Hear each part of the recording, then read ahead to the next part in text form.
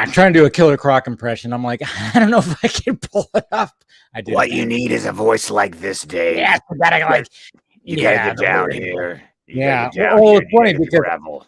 yeah, because I was thinking about a line, and the only line that was coming to me is not this episode. It's like I threw a rock at him, you know, and I was like, yeah, everyone wants to go to almost got him because it's so classic.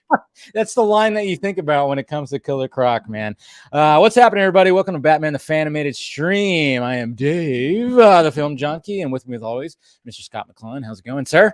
I was doing fine. I've been enjoying quite the bit of the Batman content. Oh, my Lord. It's been a Batman kind of day, man. I mean, I tell you, obviously, it's DC fandom, and we're doing this later than usual because, well, there was a lot of things that happened, and we were just on a stream like 20 minutes ago talking about all that stuff.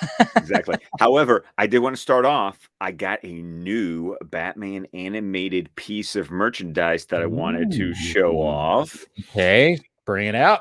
Direct from the Funko store.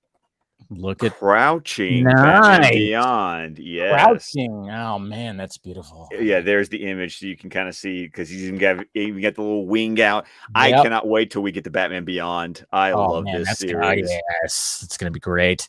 Fantastic. And then also, I mean, it can hopefully, I mean, as long we have so much to even still cover when it comes to the previous animated shows. We have a future animated show that's coming out in 2023 that was talked about today. Oh, God. I felt Bruce Timm and I mean, you had Matt Reeves, you had J.J. Abrams, you had James Tucker and Bruce Timm. But, you know, I'm sorry.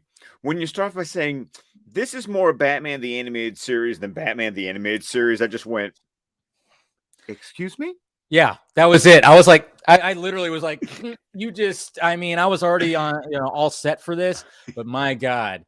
When you said that, I was like, and it just brought me back to what we always say right here, where when these episodes push the boundaries of a kid's show, and then you have Bruce Timm going like, yeah, I'm kind of hoping to just, you know, the restrictions I had over here, now I can kind of do, because we were kind of wondering about this. Is this going to be, you know, mainly to kids? What's going to be happening with this new animated series, the Cape Crusader?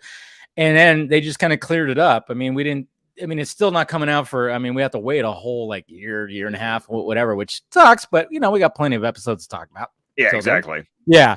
But at the same time, it's just like, it was refreshing to be like, oh, well, if Bruce Timm is saying like, oh, I'm going to be able to do what I initially wanted to do back in the 90s, bring it. Please. Oh God, please bring it. And he talks about, and then of course he says buzzwords for me. That's like, we really want to hit that noir feeling with some of that German expressionism. 40s, yeah.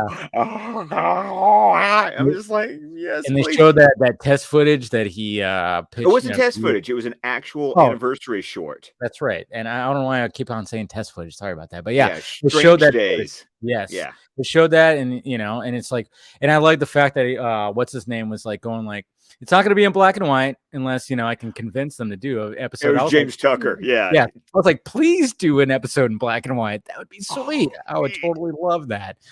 I mean, I wouldn't hate it if they decided to do it in black and white. I'd be like, what's the problem? I'd be like, yes, please, sir. I mean, have some more. I mean, you're going for a tone, black and white. That works with the tone you're going for. Yeah. So anyway, so what's up, guys? We got Eric here. We got Tim. How's it going, guys? Jason, good to see you as always. Mr. Venom. Hola, Cara. We got some people here. We got Andre here. Good to see you. And yeah, hopefully you guys were enjoying everything that happened today. We got Rhett also here too. Excited for this. Yeah, exactly. So are we. Yes. We definitely are too. I mean, when they started talking about it, I was like, all right, because, you know, when it came to DC fandom, it's like, you know, we're mainly, I mean, the CW shows have kind of fallen off, you know. I think we could agree on that. Like, we kind of fallen off on that. So when that stuff was happening, it was just like, whatever. But then all of a sudden, when it finally got into that, it was like, all right, let me know about this. Are we going to, but I was disappointed that we're not going to get it till 2023, but it's okay. I can wait. There's we got plenty of Batman coming in 2022. I got stuff to watch, man. Yeah. I don't need anything else on the list right now. Right. Yeah. I mean, seriously. And I love when they were talking about, like, I mean, how it's just going to be a very year one, he's not going to have the tech that he has now, because we even talked about it in the last stream. But for anybody who didn't watch it, it's just the fact that, you know, when we watch these episodes, he's already established. I mean, of course, when it comes to Batman the Mask of the Phantasm, I almost said Batman the Fan-imated. I know, right? Yeah, that's so easy. But when it comes to Mask of the Phantasm, yeah, we get that origin story, which is great. You know, we get a little bit of that, but we're gonna get an entire series that's gonna have that. And I'm kind of wondering too. Somebody even asked me like, well, they didn't announce voice casting, so can we assume that it's going to be the OGs of Conroy? I would say we could assume it's not going to be. I told him, I was like, I doubt it. I doubt it's going to be them. It's going to be it's going to be a different voice cast.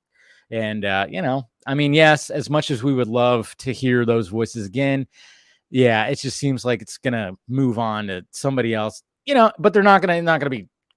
They're going to be great voices too, you know. Obviously, I mean, honestly, we've spent. I mean, because you know me, Dave, I love this animation stuff. So like all the direct to home video movies. Trust me, I've listened to enough people who are not Kevin Conroy be the voice of Batman. And guess what? Actually, one of my favorite voices is like Bruce Greenwood. You know, are you familiar with him? Which one did he do, or which one? He did Under the Red Hood. Okay, yeah. And then because the same team that did Under the Red Hood, he's the guy who's the voice of Batman on Young Justice. Okay. See, I mean, yeah, and every Bat voice that I've never been like, yeah, that was awful. What are you talking about? I mean, even recently with Jansen Ackles with Long Halloween. He was fabulous in Long Halloween. He's great. Yeah. You know, and I loved Peter Weller in Dark Knight Returns, and you know, he had a good Bat voice. You know, you can't discriminate. Yes, when I read a comic book, I hear it in Kevin Conroy's voice. Sure, because I grew up with that. But, you know, there hasn't been a Bat voice where I went, ugh, what? Just even Jokers. There's been some good Jokers out there, too. Like, that's not Mark Hamill. That emulated a little bit, you know, so. John DiMaggio from Under the Red Hood. He did a good one. I think he also did a different variation because I think he was also the Joker for the Brave and the Bold series. Did you ever watch the Brave and the Bold? Oh, yeah. With what's his name from Drew Carey show that did Diedrich Bader. Yeah, Diedrich Bader. Yeah, I can never remember his name. Yeah, that show was like.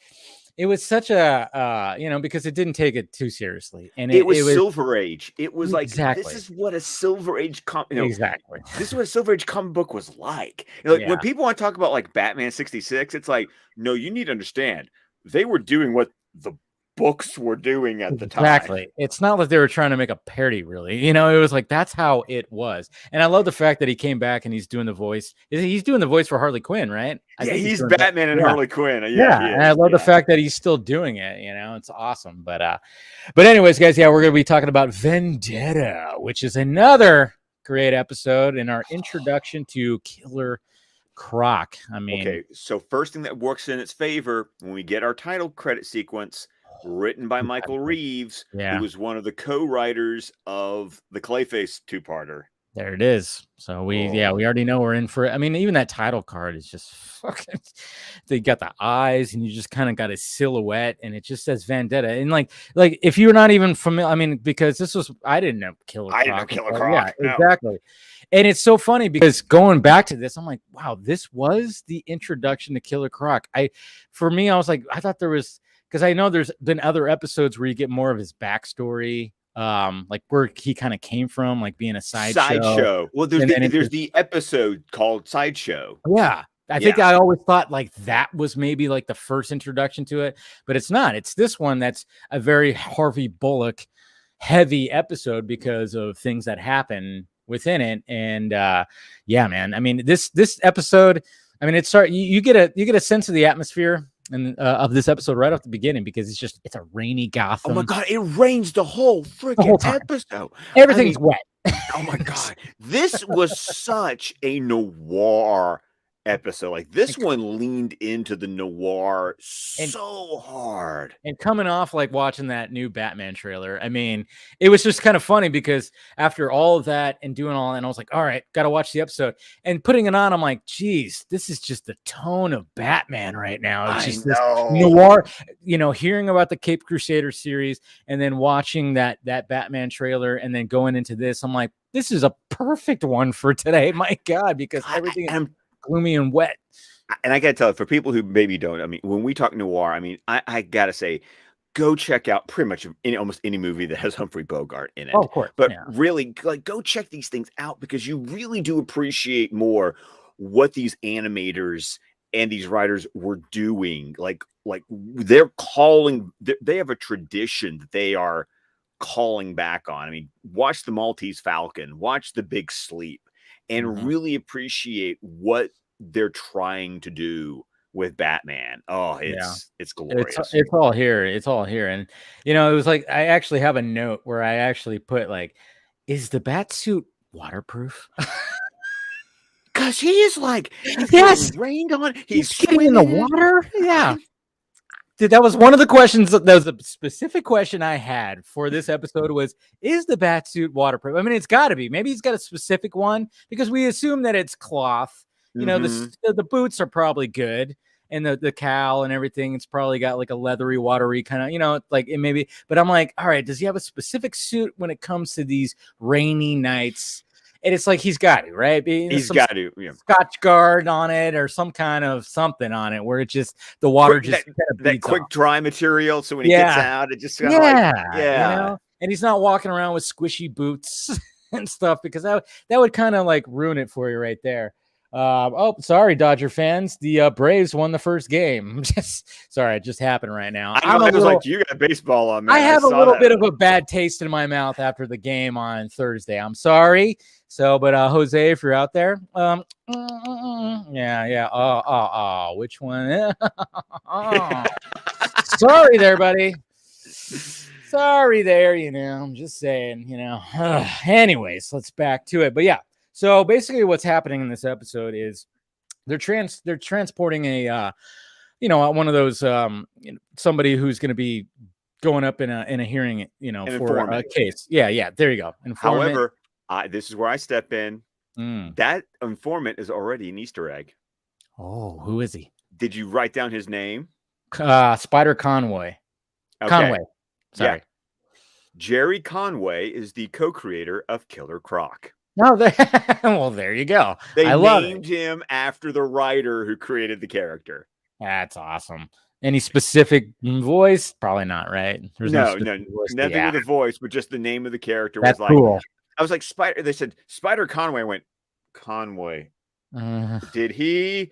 I went, okay, Killer Croc. And went, yep, created by Jerry Conway. I went, I was right. Because like right off the bat, they just kind of go like one of the guys comes is like, he says something, he just calls him, he just calls him Conway, and I was like, all right, his name's Conway, and then all of a sudden you hear that it's Spider Conway.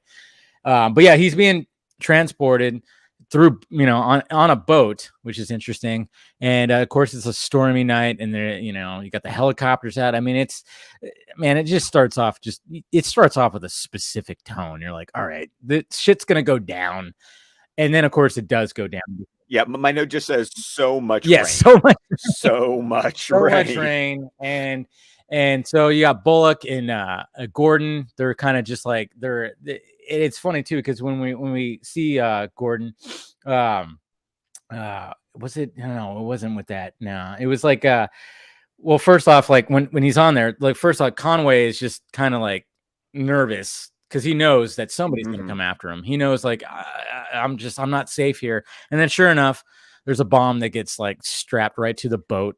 And which, by the way, so creepy because it's like this episode to add to the noir atmosphere. This episode is played off like such a mystery because you don't, if you're like us, you're 10 watching this, and you don't know who Killer Croc is. This weird shadow arm pops out of the water. And slaps it on, and you're like, what? Yeah, you're like, how is that even possible? And yeah, and then sure enough, like that happens, and then everybody just kind of like abandons ship. But then, of course, another shadowy figure shows up where Conway is and grabs him, and then the boat blows up. Batman is watching with his binoculars, and like it's a cool little shot too, where it just blows up, and it's just like, what the. And his cape is like, just from the just like, holy shit, yeah. I'm not sure if you recognized it, but this was a Spectrum episode. Oh, of course, yeah. The animation's top notch. Animation definitely top notch. Yeah, 100%. And then they're kind of just like wondering what was going on. And then, when we're seeing Bullock for the first time, And I like the fact that because he's definitely that noir type cop with the long trench coat, the hat. He's just got that. He's also got the toothpick, right? Because they couldn't give him a cigar. yeah, exactly. It's like, yeah, if they really wanted to go big time, he'd be like, he'd have a stogie in his mouth the whole time. But toothpick, it's also pretty noirish too. You gotta have something that you're just kind of, yeah. There's something about a toothpick. I like, sometimes after a good meal, I like having a toothpick in the mouth, and even when you're done picking your teeth, it's just kind of like, I don't know, there's something about it. I get it. I totally get it. But so yeah, we have that, and after all that happens, we do cut to where we have some drama between Gordon and Bullock, where he's just like, Gordon wants to take him off the case because he's too close to it. There's stuff that's happened. And we're kind of like, what I like about this episode is because we've been introduced to Bullock before, but we don't quite know, like, we know he's not all about Batman. And then even Batman knows this. So Batman's kind of going, I don't know about this guy, and we're in the dark as much as Batman is. Yeah. And then when Batman again, but they still wrote dialogue between Gordon and Bullock that's like they're talking about things that we don't have context for what they're saying.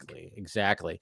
We don't know exactly what's going on. So that's what I really like about it, because we're kind of very much in the shoes of Batman. And then Batman even goes back to that dock and finds a toothpick, and he's like, oh, got some evidence here. Again, he like swims. That's where I immediately went, is the bat suit waterproof? It's gotta even be, before then, he goes up into like basically like IA and goes looking through the personnel files. Oh yeah, pulls out Bullock's file. Oh, was that before that? Oh yeah, that was before. Yeah, because because Batman's already on the ledge outside of Gordon's office. Dude, shoots the grappling gun up there to go look at the file. Bullock goes to find his file, and his file is gone. And of course, Bullock's like, what's up with my file? Why is my file not here? Okay, so that's one of the scenes I wanted to like show, because oh my God, there's such a beautiful fucking shot. There's such a beautiful shot. And I remember when I was like doing a rewatch when it was first on HBO Max and this episode showed up, I tweeted out that specific shot because I was like, holy shit, like this shot right here is just, it's just so pretty and so beautiful. So obviously we have this scene right here where this is all happening, and yeah, he kind of just goes, they have that. Oh wait, it's before this. Sorry about that. Okay, it's right here. A lot of ugly ancient history is bound to come up. So yeah, rain, grappling hook. This shot right here. Oh, come on, dude. I mean, the lightning strike, the eyes, the silhouette, that shot right there is so pretty. That animation. Spectrum. I mean, yes. Spectrum. Yes. Thank you. Good Lord, man. That shot is just, yeah, that's one of my favorite shots of the whole series right there. Because it's just rain, thunder. And it just, the fact that the lightning just illuminates him and you just see the eyes and the silhouette. Spectrum. Just so pretty. But yeah, so he goes into the files and grabs Bullock's file. But then what's interesting about the scene is the fact that Bullock comes in and tries to look for his file too. And Batman's in there, and Bullock just, I forgot exactly what he says. It's something like, oh yeah, buried in the past. Yeah. Right. Yeah. And it again, that makes you a little, if you were Batman, you'd be like, this guy is guilty. Why are you going for your file? Like, why are you looking for your file? And then you said that to yourself, like you're happy that the file's not there, and it's just, yeah. So you could totally understand why Batman is like, but at the same time, it's not like Batman's just going to go like, all right, I'm going to go after this guy right away. No, he's still going to do some digging. Of course. And, and then when he goes, when we cut to Wayne Manor, and then it's just funny how like Alfred's just doing some dusting on the desk, and the only thing on the desk is the Bullock file. it's just chilling there. Why is it not in the Batcave? It's up on a random desk in Wayne Manor. And Alfred's gonna be nosy enough to go, a little light readings. Yeah, exactly. And then Bruce starts talking about it, and just basically just goes, hey, I don't know about this guy. I mean, that's what Bruce starts doing. He starts going, I have a suspicion about this guy. I don't know. I I don't know what's going on with him. And then all of a sudden he pulls out the toothpick and he goes, yeah, I found this toothpick where the scene was by the dock and everything close to where things were happening. And it's just like, it's interesting because we saw Bullock flick the toothpick, but we're like, that's why I like about this episode, because if you're watching it firsthand, the first time, you kind of go, maybe Bullock is a shady piece of shit. Well, I mean, we already think he's a piece of shit, but it's like, but is he dirty? That's what we don't know. There's a Gordon line that comes up that I love. That he. I think you know what I'm talking about. There's a Gordon line that's great. That when he talks about Bullock, so then we get to we go back to where Conway is, who wakes up in this weird like cave like setting with like a mask over him, and he doesn't know. I mean, this is like a horror movie kind of segment. I mean, kind of you're waking up in a cave that has some water, and you're like, and the only thing that's illuminating is a lantern. You're like, what the hell? And then the way that Croc shows up with the bubbles, and then all of a sudden just and we don't this first time we don't see him. We just see Conway's reaction. Yes. We just know that there's something that's going on. We don't actually see Croc yet. But we see his reaction and we're just like, what the fuck? Like, if you're watching this without knowing any knowledge, you're like, what is happening here? Because there's something going on that might be supernatural that's going on here. We don't know what is happening with the bomb, with him getting kidnapped. And then we're in this creepy fucking cave layer thing. So yeah. It definitely has a horror. I mean, again, same writer as Clayface. I mean, yes, definitely got that horror vibe. By the way, did you hear like Mike Flanagan? Remember? Did you hear that? Like he wanted to he tweeted out that he would want to make a Clayface horror movie. Dude, right. I know. When I brought that up in my show, I was like, dude, we just talked about Feet of Clay and how we were like, this is a horror movie. If anybody's going to do it, him, yes. He literally tweeted that out at the beginning of the year. No one's doing horror his kind of horror. Like, that's the thing, is because there's different kinds of horror. I still haven't watched Midnight Mass. Horror like Mike. Great. Yeah. Oh, I know. I'm in for a treat. I know. But I love Dr. Yeah, come on. I mean, like when he tweeted that out at the beginning of the year, but it started making the rounds again. And I'm just like, Black Label Joker, instead of doing Joker 2, can we do this? I mean, I'm like, come on. I mean, just have a one-off. You can easily, oh man. But yeah, it would be totally like, think about the Clayface episode. It would be totally like a Frankenstein. Invisible Man. He said it'd be a horror thriller tragedy. Oh my God. That's what he said. He said those specific 3 words: horror, thriller, tragedy. And I'm like, yeah, he knows. He saw that episode and he knows that he could probably do something with it. I'm just, all right. So I just brought that up, a little tangent right there. But, there's some horror elements in here too, because we're talking about a dude who's, and I love how they never really, this series never really gives you an explanation for Killer Croc, and I like that. It just he is.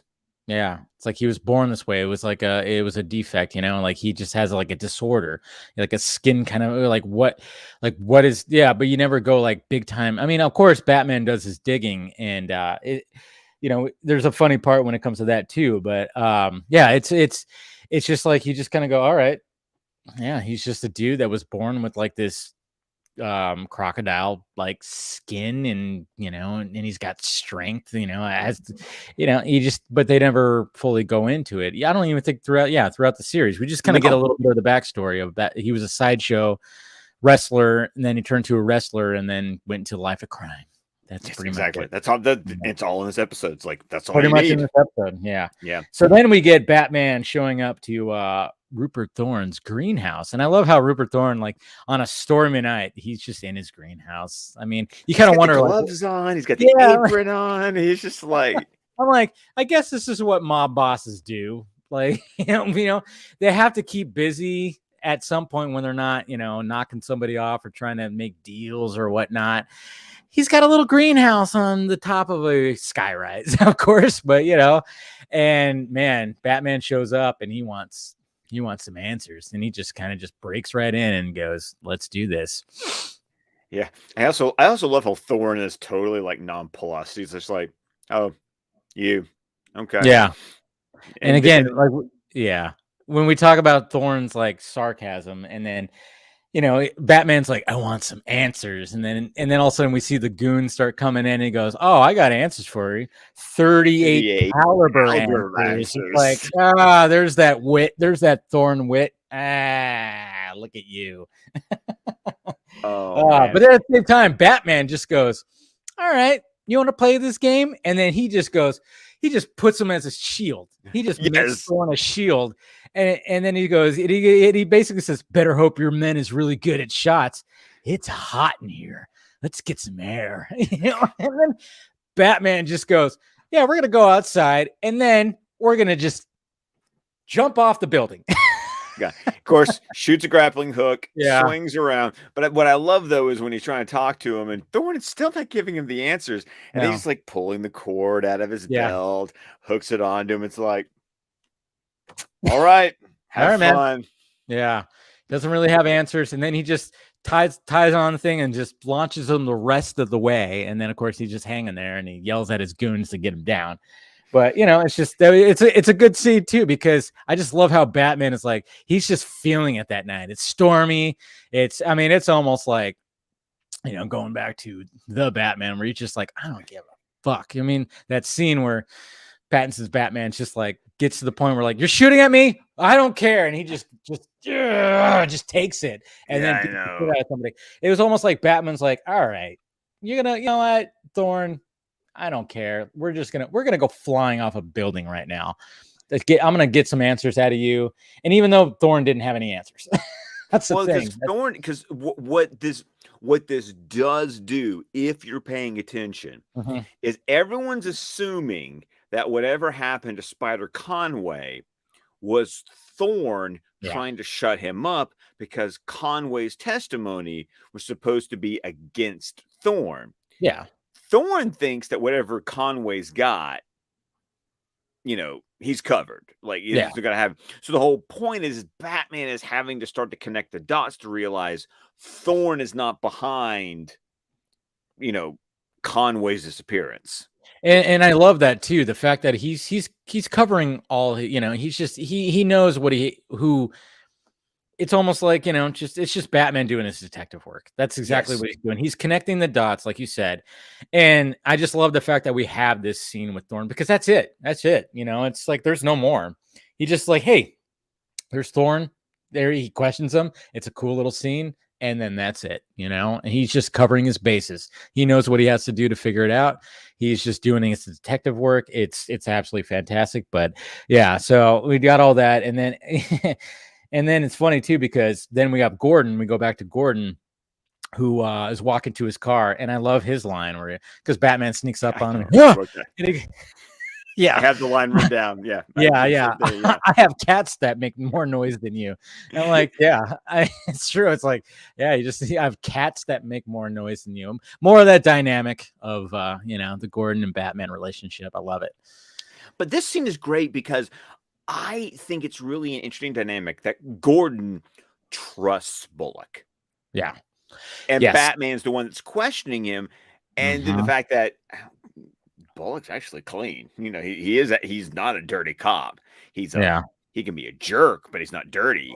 And that's where the great line comes in, where he says, like, Bullock is hard to work with, even harder to like. And I'm like, I love that. That was a great line. Absolutely. But just because he's hard to like doesn't make him a dirty cop. Yes. And then I love Gordon's line when Batman disappears. He goes, for once, he's all, for once, my friend, I hope your instincts are wrong. Yes. And I was like, damn, man, it's good writing, guys. It's just really good writing when it comes to this, because we all, and even Gordon knows, Bullock sucks. He's a fucking, he's a slob. He's gross, but I trust the man, and I think they, going to like the Gotham series, I really think that kind of, they showed a lot of that when it came to Gordon and Bullock in that aspect of it too. I really enjoyed their back and forth, because specifically season 1, when Gordon was like the new guy or whatever the heck, and then we saw that Bullock was kind of like he's had some shadiness, and there were some things that he had to learn, and Bullock was like, dude, this is the way it is, like this. And I really, really enjoyed that. I think they kind of lost that little dynamic a little bit throughout the series. They did. The season 1, that was what really got me to watch it a lot. I really enjoyed the Bullock and Gordon relationship in the Gotham series season 1. And it was just, in this episode really kind of establishes a little bit that here too. So, but I just really love that line when he goes like, for once I hope your instincts are wrong, because to be Gordon in this situation, you have Batman who's like, I don't know about your boy, but then he's like, yeah, but I get it, but you just talk but about he's my boy. I trust him. Yeah, exactly. And then even though when it came to this, he had to like approach him and say like, hey, I got to take you off this case. You're too connected to this case. There's just, Gordon really goes through the ringer here when it comes to like the people he associates with, man. Well, and then we get the next scene, which looks like it's Bullock wanting to visit a prisoner, Joey the Snail. And that ain't Bullock. Of course, he's all dripping wet and stuff. And I love the fact there's that. He approaches like the guard, and he's just like, and when you see Bullock, you only see the eyes, but you see like the rest, but he's dripping wet. I love, again, there's a lot of wet in this. Because it's still raining. There's a bad storm happening, but it's just like he's doing that. And then of course the guard is like, hey, well, I got to make sure you have authority. And then of course, when he starts looking through the book, he just slams him up against the wall and just like knocks him out, grabs the keys, and then gets in there. And then, he's still doing the Bullock impression, but then all of a sudden he, we don't see it again. They do a very good job. They do a very good job of like not revealing Croc. We see the shadow, and we know that he like takes the hat off, and he's, the snail's like, it's like frightening. Again, there's a horror aspect on this too. Man, God, maybe Flanagan will want to do a Killer Croc movie as well. And then let's see, where are we at here? So he sees the paper. So then we get Batman, who finds a scale. Well, first off, we have Bullock. Like after this whole thing happens, Bullock and Montoya are just eating at some diner. Of course, we have Bullock eating. That's just it's a common thing for his character. And then all of a sudden, these cops just show up, just guns pulled, and Bullock is like, "What the fuck?" Boop. And so, and then we cut to like in the Batcave, that Batman sees it in the paper. But before that, we actually saw that Batman found like a little scale. I'll be honest, as a kid, the way that scale was drawn, I thought it looked like a tooth. Thank you. Okay, good. I'm not the only one. Okay. Because it was funny too, because when that scene happened, I was typing my notes. I'm like, Batman finds a tooth, and I'm like, it's not a tooth. That's right, it's a scale. And I was like, because that's my first thought when I was a kid too. Always thought it looks like a tooth. Yeah. And I was like, wait a minute. No, it's not a tooth. That doesn't make sense. Why would like there be a random his teeth look sharp and look like gator tooth or crocodile teeth, and I was like, no, wait, it's not that. It's like it's a scale, but it does very much look like a tooth. But it's like, how do you animate, or how do you even show like in animation what a scale looks like? I guess. I have no idea. Yeah. I'm not criticizing. I'm just saying. Yeah. No. Ever since I was 10, like I thought that looked like a tooth to me. Very much looks like a tooth. And then so Batman is examining that. Alfred is talking about it, and then then this is where Batman starts realizing that maybe Bullock is not the prime suspect of all this, and he starts questioning himself, doing what Batman does. That's what you're supposed to do. In detective work, you're supposed to be like, hey, well, the evidence is now showing something different. I don't know what's going on here. And he's even looking at the scale going, it's not exactly 100% like a reptile scale, but it's got some human DNA or like human structure into it. So right, yeah, the cellular structure is human. Yeah. This is the one part of the episode that takes a leap that I'm like, okay, you just had to get there. I have to go with you because, Alfred's delivering that soup. And when you inevitably let it get cold, sir, I want you to remember that it's in a microwavable crock. Crock?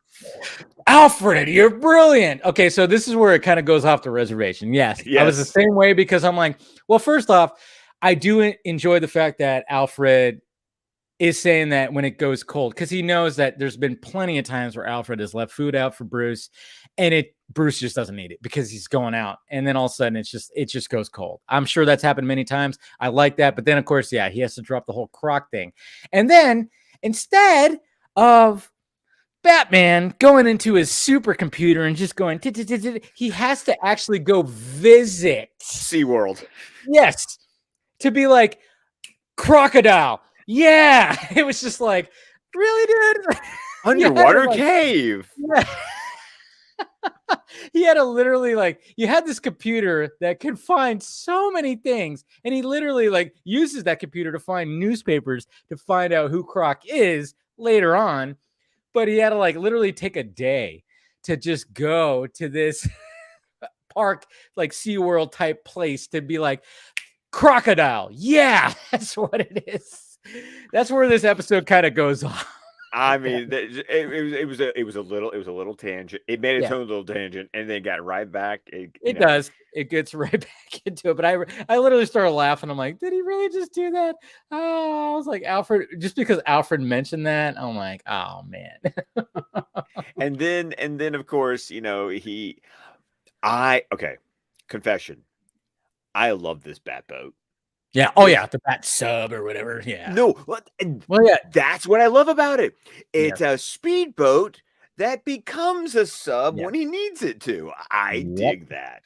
Oh, I love that. It's so Batman. It's so great. Yeah, I know. I even wrote that. I wrote Bat Sub. I'm like, yeah, I love how it just does that.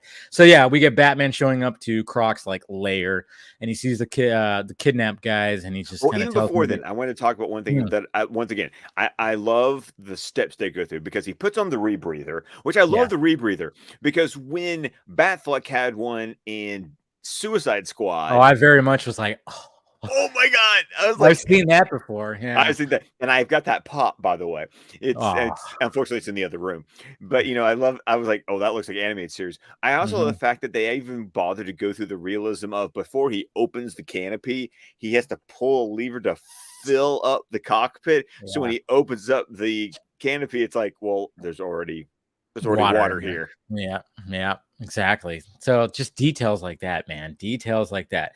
But yeah, he gets to the Croc's lair and he sees the guy. And then we basically this is where we actually finally get to see what Croc looks like. This is our it took forever, it felt like. It really did. Like they did a lot of teasing, but that's just what you do, especially when it comes to I mean, look at the Clay again, the Feet of Clay episode. We don't see Clayface till the very end of the first part. It's a lot of like leading up and building up, and that's what's so great about these episodes and the writing of these episodes is like the build up to get there. Even the Two-Face episode, we don't get to see Two-Face till the end of that first part. It's good. That's just good writing, guys. Just good writing. That's what it is. And so I loved how I love how Batman gets his ass kicked. Oh fuck yeah! Oh. Yeah. And by the way, Spider Conway and Joey the Snail, those little bitches, like they booked it. They're like, oh, we got some rebreathers. We're gonna just get the fuck out of here. We're gonna go to freedom. But then Batman's like, and he goes after him, ties them up, and then makes sure that they're good, which is a very Batman-like thing to do. But yeah. But then we got to realize that, and then I think even Croc even mentions that about the Wrestling Federation. So we kind of get like a little bit of like where he was. And it's like, okay. And we kind of see that too, because like you said, Batman gets his ass handed to him because not only does he have like the scales and the skin as a crocodile, he's also got the strength. And he even mentions that he's got the strength of a crocodile. Like, I don't know exactly how strong a crocodile's arms are, but the jaw... yeah. So pretty strong. Yeah, because you like crocodiles, it's their tail and their jaws. Yeah, the tail too. The tail is probably pretty strong too. So maybe that's what they were kind of going for when it talks about that. I don't think they thought that. I don't think Michael thought that one through when he wrote that. Yeah. Because I was kind of like, crocodiles ain't strong and little tiny arms, tail maybe, jaw probably. So then when all this is happening, the two prisoners gave him, they ties them up. He gets those guys, and God, did I not write? I don't think I made a note of like. Because he goes back. He goes back to the Batcave. Yeah, he goes back to the Batcave. Yeah, because he's on the computer and he's looking through all the microfiche. I'm like, okay, take a poll. How many of you jokers even know what microfiche is, and how many of you have actually had to use microfiche? Because I have. Yeah, I remember going to the library back in the day. Yeah, well, I mean, people, if you watch Batman '89, there was a part where Knox finds like the clippings for Bruce Wayne and showing Freaky Vale. So there was, maybe some people like, have definitely known what that was. So yeah, so he's going through it all and he just keeps going through it. And even Alfred's like, how long are you going to spin on this? And then he finally finds them and he finds the newspaper clippings. We see that he went from carnival sideshow freak to wrestler to criminal. And then apparently he escaped, and now he's got it out for Bullock, and we still don't know exactly how it's like connected to Bullock, which is pretty cool too. Well, okay, do we not know at this point? Because I thought he found in the newspaper articles the fact that that's where that Bullock so then we start revealing him. He starts he says like when he got arrested, it was Bullock that pretty much put him behind bars. So and I think Conway and Joey get ratted. Like these two are snitches. These two guys are not good. Yeah, they're snitches. Snitches get stitches. So we start figuring that out. And then, so he figures out that Bullock and all that stuff. And then we get Bullock, who gets out of being, he got arrested. So now he's walking out of the precinct and he's getting hounded by the press. So he just wants to get to his car and get the hell out of there. And then Croc just comes out of the sewer and then just opens up and gets in the car too. And it's funny because even Batman said like, he didn't know about this guy. That was one of the things when he was telling Alfred, he goes, he's researching this. He goes, I didn't know about this guy. So, I mean, that's kind of interesting. The fact that Batman, who pretty much who knows a lot of what's happening, didn't know about this crocodile dude. But when Croc gets into the car and then you see like Bullock goes, Croc, and he's just like, he knew, obviously he knows exactly who it is. And it's just kind of like, I just kind of find it like, oh, that's interesting because Batman had no idea, but this was very well known when it came to Bullock and GCPD and stuff like that. So I really like that part, the fact that Batman was not in the know, and we're in the eyes of Batman throughout this episode because he has no idea what the fuck is going on. And now he's going, I got to save Bullock's ass because that's what happens. Because we're in the car, Batman's in the car. I love the reveal of like how he goes for Bullock, and then you just see Batman's arm reach over and grab his wrist. And you're like, oh, he's in the back. Yeah, it's good. And then, of course, a lot of things are happening. And then Bullock crashes the car. And man, there's a really cool scene too. Actually, let's watch that scene because it's a good scene, like you said. Yeah. Oh, what's funny? I just even like fast forwarded to that part. Like when he said, like when he pulls that latch to like to fill up the bat boat. Yeah, it says Phil. Yeah, it does. Yeah, it literally says Phil. Like, so it's like, yeah, he knows like it's just so you know what he's doing. It's aesthetic for the watcher. But yeah, let's watch this scene right here because it's pretty cool because there's something that happens when, just Batman and his quick reflexes. And I was like, God, Batman and his quick reflexes. I love it. So it's right here. Bullock gets in the car. It's a pretty intense scene. Here's the shadow. Drive. How did you escape? Yeah. The guards told everything about the sewers. Yeah. No one knows except me. It was you. I love how the light, like, Uh-huh. You got it. I want to Yeah, hear you there, sweat it out in the cell for a while like I did. Yeah. You know what it feels like the way I do. Bam. You. God, that jaw. I know, right? Just shoots out there like that. So he gets also out and I love watch where he throws the manhole cover and Batman's just like shit. You know, it's just like damn. Quick reflexes, man. I just love that. I also love how Croc's arms are so long. He sometimes like you watch him when he runs, he like occasionally like uses an arm like another leg as he's like trying to, but you know, it's almost like he's got too long and he can't quite run steadily. It makes him very animal-like. Does Vika, yeah. And then of course, you know, Bullock is just knocked out from the crash, of course. But I just love that we're like just the quick reflexes of Batman. I mean, you get somebody with super strength, it throws a fucking manhole sewer cover at you, and he just immediately just ducks right back into the car and uses the car door as a shield. I just fucking love. I actually rewound that when I was watching. I'm like, that's so cool. Love that. I also love the fact that he doesn't leave Bullock. He actually does check his pulse, make sure he's okay. Yes. Then he goes to go after him. Go after Killer Croc. But then we get one of those lines, one of those things where we kind of go like, how do these people know? Because what does Killer Croc say when we get down in the sewer again? I forgot what he says leading into. He goes, it's not like a bat cave. Yeah, he goes, it ain't no bat cave. And I'm like, does he know? But what is that? Again, I guess it's dialogue for the audience to be like, oh, yeah, bat cave. But it's like, how does he know that Batman is a bat cave? Or maybe just assuming, who knows? But I actually just kind of took that as like bats live in caves. Yeah, maybe that's what it was. I might be looking too into it, but there's been other times where they talk about I got Batman in my basement has just kind of ruined us on anything being just sheer coincidence. Probably what happened.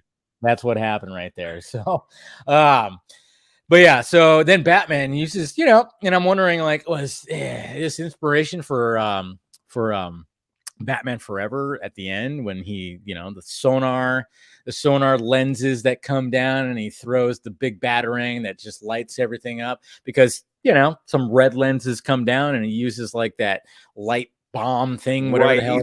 He's got like intense like shades on to like dull the light. They're polarized like your sunglasses. Yes. And that's what it is. And so just to like disorient Croc, of course.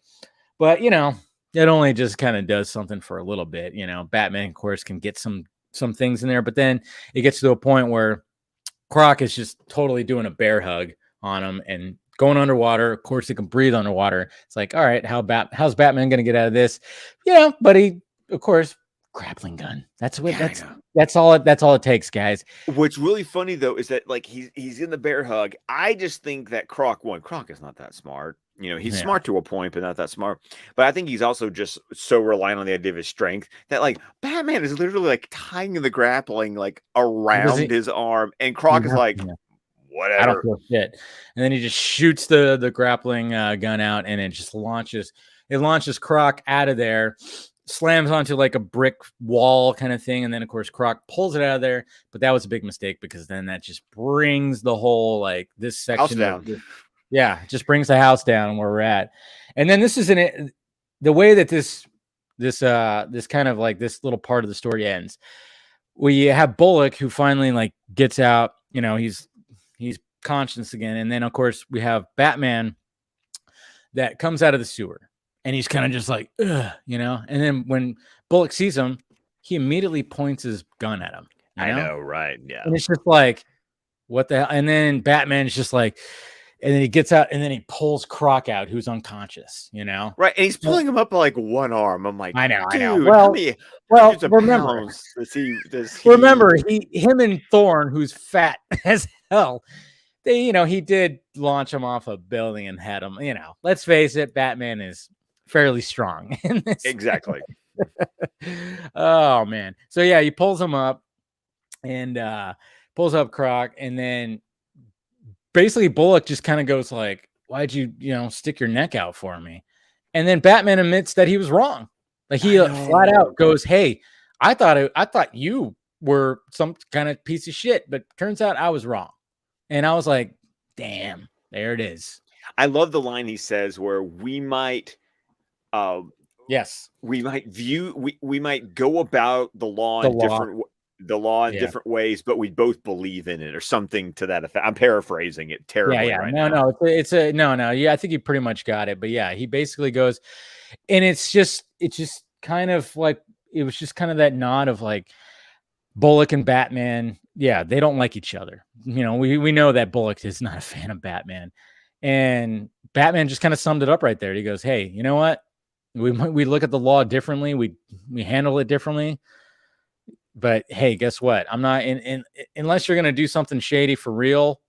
Guess what? You know, I guess you're good. Jim was right, and I'm sure Gordon was like, when I mean, we don't get to see him again, but he was probably like, I know, thank God. You know what I'm going to be interested to do now, since we are watching these in production order. Yeah. I want to pay attention to the relationship of Bullock and Batman after this episode. Like, do they keep some sort of continuity? Because, like, go back to that first episode on Leather Wings. Bullock is out for Batman the entire episode. POV, complete piece of shit, you know, when it comes to Batman. I'd be interested to see if the writers start to have some continuity at this early point in the series where Bullock isn't just gunning it for Batman the entire time. That will be interesting to look at that. Yeah, I think we'll be paying attention to that and we'll be talking about that. So yeah, basically the episode just ends with Summer Gleason asking, you know, Bullock about being innocent, and of course Bullock acts like Bullock. I forgot exactly what he says, but Batman, Bullock's back and ready to kick some butts. That's what it is. So of course he's back at being Bullock, and it's funny because again, just seeing the relationship around it, Batman's watching in the Batcave, and he just kind of gives that Batman smirk. He like sits back and just kind of, it's Bullock. Okay. Yeah, you know, and it's just again a great episode, man. I mean, just really a great episode. I mean, a growth episode for Batman, a growth episode for Bullock. So much that's happening in this episode, and then being introduced to another, you know, pretty significant, I guess you could say, a rogues gallery type villain. He's a name. He's a name. I mean, that's the thing. And of course, Spectrum doing the animation, so the whole thing just looked freaking gorgeous the entire time. Absolutely gorgeous, yeah, absolutely gorgeous. And Killer Croc, and I mean, he's one thing about Killer Croc. I mean, obviously he's all throughout the animated series. He's definitely not a one-off. And then, you know, of course, we saw him in Suicide Squad, and apparently, you know, we have a Batwoman. He's going to be in Batwoman, which is, by the way, he looks really good. Good in Batwoman. I don't watch Batwoman. I had never even makeup. Jeez, that's they took a lot from Suicide Squad for sure. Oh, absolutely. And they nailed that look. Yeah, I mean, it's really good. They kind of made the mouth a little bit more crocodile-like, you know, and I was like, wow. I saw that and I was like, geez, like that's CW? What the fuck? But you played Arkham Asylum, right? Oh, yeah. Of course. Okay. Of course. So that fucking... Oh, that level. Dude. Oh, that level. Dude. Oh. I dreaded. Even when I went back and played it again, I dreaded that level because if you guys haven't played Arkham Asylum, when it comes to the Killer Croc level, you're basically, what you're doing is you have to go down into the sewer of Arkham Asylum where Croc is. You don't know where he is, but you're down there. And you have all these wooden planks that you're walking across, and you have to walk slowly, and you have to get all these these like little sacks that have that you can get the serum for whatever the hell, for like a poison. I don't know. I forgot exactly what you do, but you have to, I forget what you're doing at the time. But you have to get these little egg sacks that are like from like poison ivy or something like that's going to create some kind of a serum or something like that. So the whole time, I mean, it's literally quiet, and you're walking around with your batarang up, and then all of a sudden you hear splash, and then this music. You're like, "Where is he?" And you're just chucking batarangs anywhere because that's the only way you can get him from not tackling you into the water. But you have no idea where he's coming from, and it's just like that. I mean, just to this day, it just stressed me. There was one time I literally was like, I handed my controller to my roommate. Can you just fucking finish this? I can't do it. And I was always playing Arkham Asylum like at like 1 a.m. or something. I'm like, so freaky. Oh man. Yeah. And then he has a cameo in Arkham City. Yeah. It's one of those stupid cameos that if you don't do it, if you don't go to the right place at the one time in the game, you don't get to see his cameo. It's ridiculous. Yeah, man. Oh man, I miss playing those games though, man. But that level stressed me out. It was just like, what? Because you hear the music, you hear the splash, and you're like, what? Where is he coming from? And I just I just start chucking. I'm like hitting the X button, just chucking my batarangs. Where is he? And then, oh man, so stressful. But any more to add to this episode?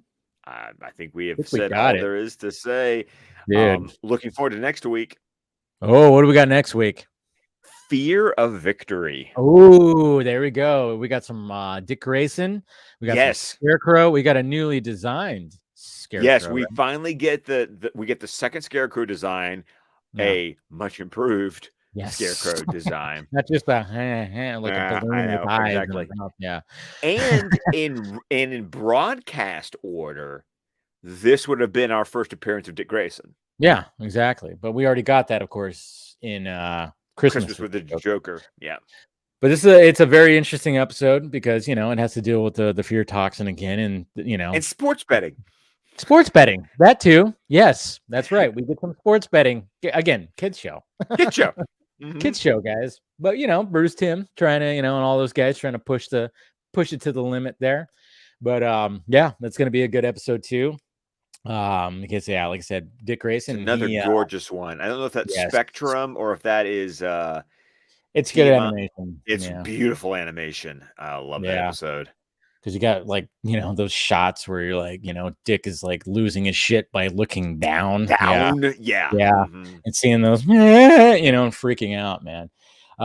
So that'll be fun to talk about that one. This was a great episode too. Great conversation as always, guys. So make sure you watch that episode for next week. I think we'll be on the normal bat time. Probably.